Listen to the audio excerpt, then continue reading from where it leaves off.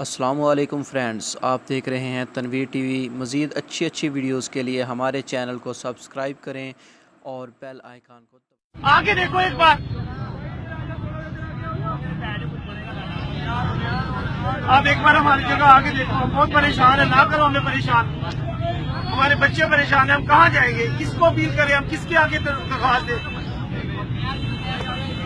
ये 2 ब्लॉक और 3 ब्लॉक में एक मिनट भाईजान, एक मिनट थोड़ा ये 2 ब्लॉक और 3 ब्लॉक वालों को बहुत ज्यादा परेशान किया जा रहा है। हमारे छोटे छोटे बच्चे इन्हें जरा भी फिक्र नहीं है। चीफ जस्टिस साहब बोलते हैं, उधर चीफ ऑफ आर्मी स्टाफ बोलते हैं, वो कहते हैं हम अपने मुल्क के अवाम का बहुत ख्याल करते हैं। ये ख्याल किया जा रहा है हमारा, हमें कत्ल किया जा रहा है। हमारे छोटे छोटे बच्चे हैं, हम कहाँ जाएंगे, रोजगार नहीं है।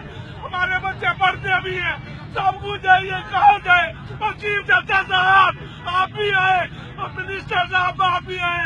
इमरान साहब आप तो कहते थे मैं तब्दील नहीं करूँगा, हमारे लिए ये तब्दील ले लाए हो। खुदा का वास्ता माशी कत्ल बंद करो, माशी कत्ल बंद करो।